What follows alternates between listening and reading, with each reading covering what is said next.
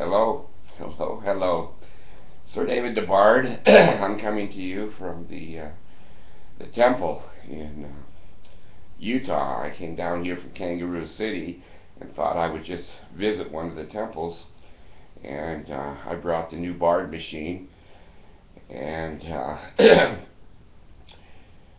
parked it at the main entrance of the temple yesterday. Now, I am having more fun than I should. It should be against the law to enjoy this as much as I do. Now, I'll have to send you a picture of my new Bard machine. It's sharp. It is so good looking and professional. So anyway, I put the sign, health in the navel, marrow in the bones, strength in the loins, and in the sinews, power and priesthood be upon me and upon my posterity through all generations of time and throughout all eternity. I put it up through the sunroof, pushed the sunroof until it came down, and it pinched the sign. It holds it there perfect. It holds it there perfect.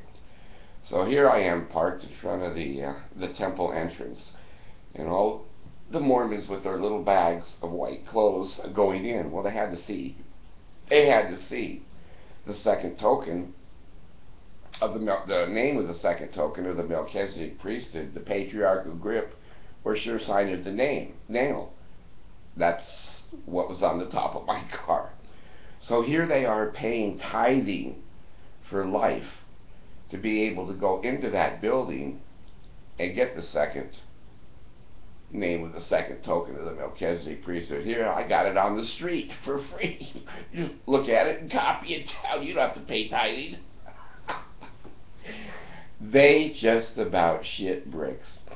I've never had so much activity in my life. But one guy was in a tree taking pictures, can't believe, and everyone was on a cell phone. Everyone called the police. I'm sure the police had 15 to 20 phone calls. It said the Bard is here with our token on his car. Get him. Police never came. Police never came.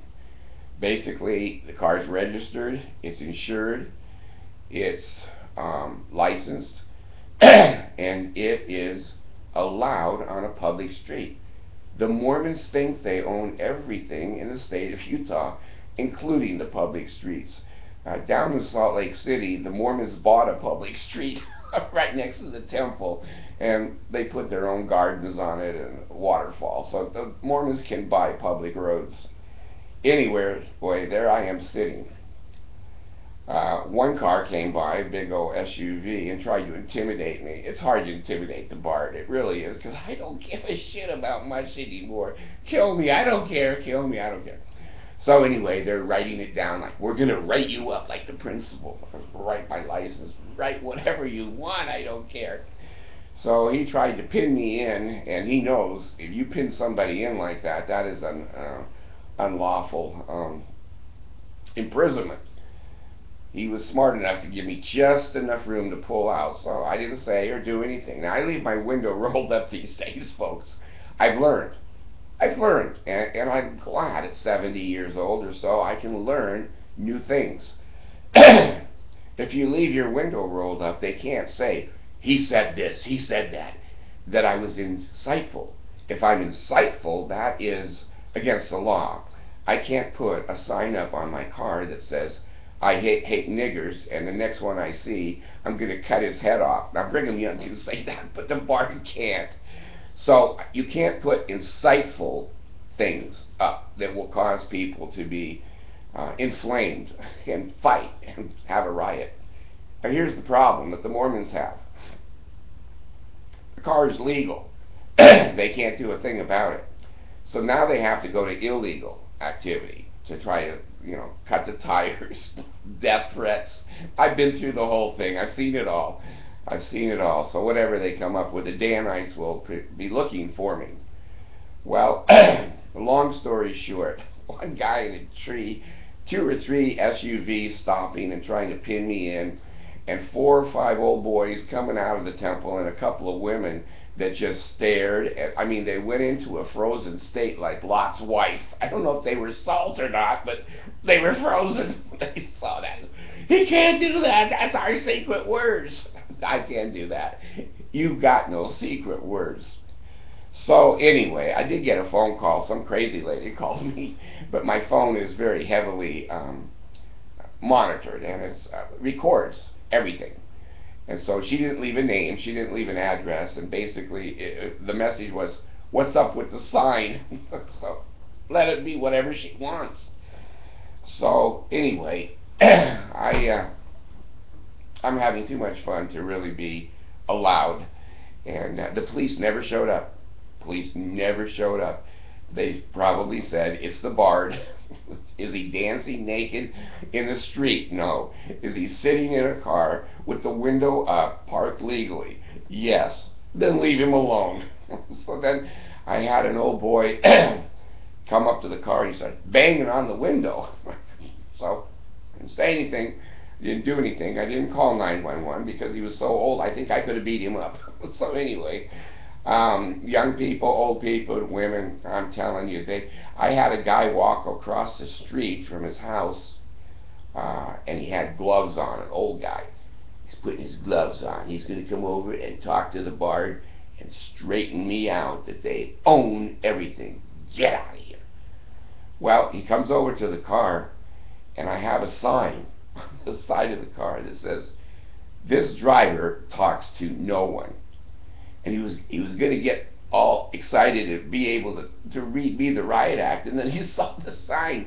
He walks away. He goes, "God damn, I can't even talk to the guy." So anyway, I did a show over there inside the car. I think I'm going to do that more and more because I have the time and the cameras are there.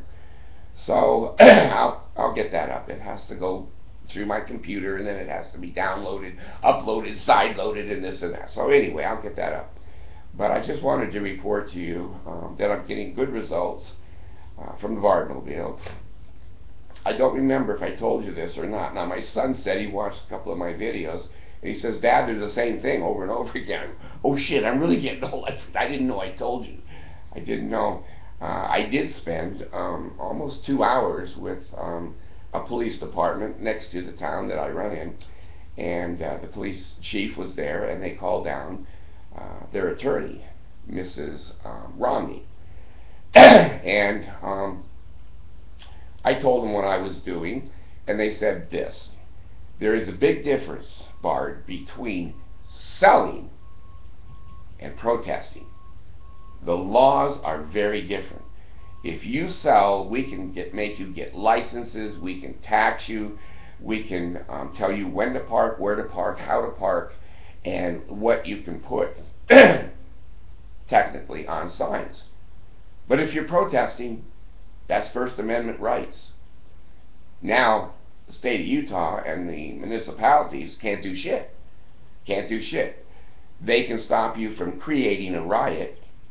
They can stop you from being on private property. They can stop you for noise ordinance or obnoxious stuff, being naked, you know, waving boobs in the air, whatever. But if you're just walking with a sign or driving with a sign, you can park anywhere and you can do almost anything. So in consultation with them, I took the "for sale" off of my signs. Now it's a protest. Now it's under civil rights. So the Mormons, they can't do. Is he licensed? He said, "Well, he doesn't need a license. He's protesting." What's he protesting? Well, we don't know. Do you? Now, here is what's interesting to me. If that wasn't the name of the second sign of the Melchizedek priesthood, the patriarchal grip, or sure sign of the nail, why are the Mormons so upset? Why would the Mormons be upset by anybody just driving around with a sign on their car if it wasn't true? The Bard knows, the Bard don't lie. And they go, "Fuck, it is true." If we make a big deal out of it and the press picks it up and they print it, now our secret is everywhere. If we do nothing, he's going to just keep driving around. It looks like the old boy has nothing to do. And it's true, I don't. I just laughed my ass off watching people look at that sign. So anyway, I just wanted to update you that the sign is getting some results. I've got a new Bardmobile. I have an Angel Moroni on my new Bardmobile. He's only this tall, but I do think he'll grow. So we'll see. I don't know. So anyway, the Bard sign is working, and the Mormons are just totally upset in the community. So anyway, you don't have to look at the Bard. You can just write down what I'm saying. Health in the navel, marrow in the bones, strength in the loins and in the sinews, power in the priesthood be upon me and upon my posterity through all generations of time and throughout all eternity. The Bard is gone.